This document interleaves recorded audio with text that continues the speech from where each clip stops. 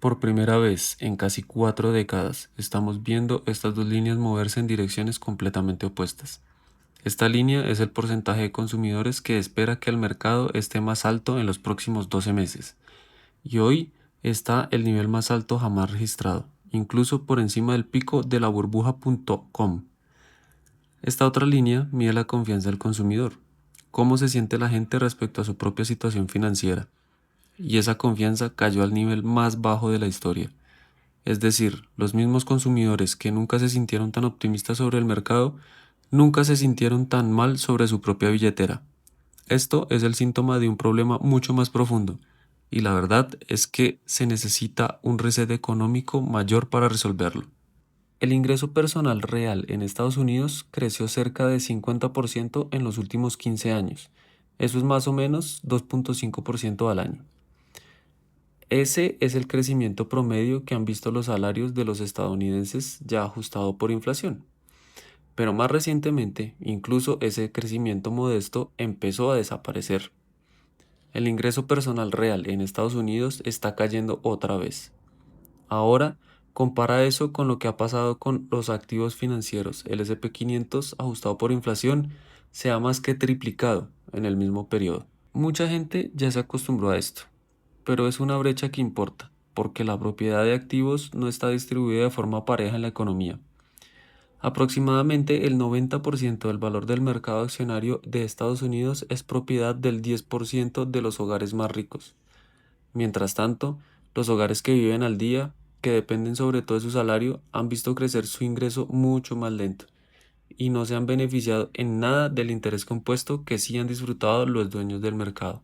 La mayoría de la gente conoce esta historia, pero no tiene nada de normal, porque cuando hacemos zoom out, vemos que durante la mayor parte de la historia moderna el mercado accionario y el ingreso personal crecieron más o menos al mismo ritmo.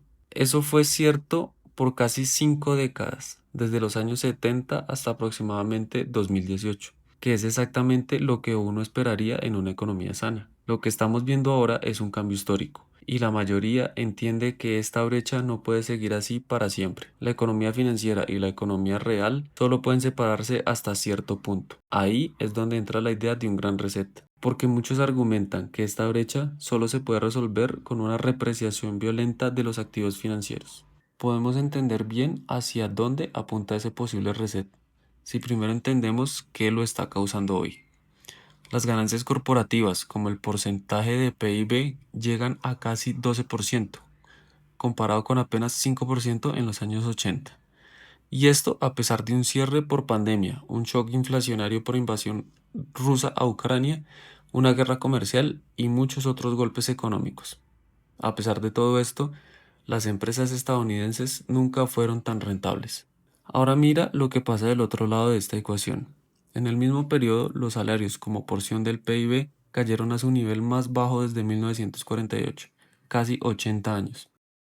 En otras palabras, mientras las ganancias corporativas capturaban una porción cada vez más grande de la economía, los trabajadores capturaban una porción cada vez más chica. Y aunque la divergencia entre mercado e ingreso, de la que hablamos antes, lleva solo unos 10 años, esta divergencia entre ganancias y salarios lleva casi 20 años en marcha. Piensa en esto como el motor que está causando todo lo demás. En teoría, esto no debería poder pasar. Al final del día, las ganancias corporativas dependen de consumidores que pueden gastar, y los consumidores, en su mayoría, dependen de salarios e ingresos. Entonces, si los salarios están cayendo a su porción más baja de la economía en casi 80 años, uno esperaría que eso termine golpeando también a las ganancias corporativas. Esta es la idea detrás de una famosa frase de Warren Buffett de hace décadas. Él sugirió que las ganancias corporativas difícilmente se mantendrían mucho tiempo por encima del 6% del PIB, porque eventualmente la economía se reequilibra. Así que hay algo antinatural aquí. Hay algo más en juego que está haciendo que esto dure mucho más de lo que debería. Hay condiciones estructurales que hacen esto posible, y una de ellas se ve en este gráfico. Muestra la brecha entre lo que pagan los impuestos de las empresas estadounidenses y lo que paga el estadounidense promedio. Durante las últimas 4 décadas, esta línea ha venido subiendo. Lo que esto significa es que la política fiscal de Estados Unidos se ha ido inclinando, en silencio, de favorecer al consumidor a favorecer a las corporaciones. Hoy, el estadounidense promedio paga la tasa efectiva de impuestos más alta desde hace 80 años. De hecho, el tramo de menores ingresos pasó de pagar 0% de impuestos en los años 80 a pagar 10% hoy. Mientras tanto, la tasa de impuesto corporativo está en 21%, la más baja desde los años 80. Podemos hacer zoom out para ver que la última vez que vimos una reversión de este ambiente fiscal fue en los años 70. Esa línea bajó violentamente durante 20 años, trasladando por completo el favoritismo del sistema fiscal de las corporaciones hacia el consumidor. Esto vino directamente a costa de la rentabilidad corporativa. Las ganancias se vieron presionadas y los precios de los activos sufrieron con ellas. Entre 1965 y 1980, el S&P 500 perdió cerca del 50% de su valor en términos reales. Fue muy doloroso financieramente, pero comprimió la desigualdad económica y sentó las bases para un consumidor estadounidense muy fuerte en los años 80 y 90. Hoy tenemos un régimen fiscal que ha sostenido precios de acciones significativamente más altos. Si viéramos una reversión de este régimen, probablemente sería muy doloroso económicamente, por el dolor que causaría la caída de los precios de los activos, y los responsables de la política económica lo saben muy bien.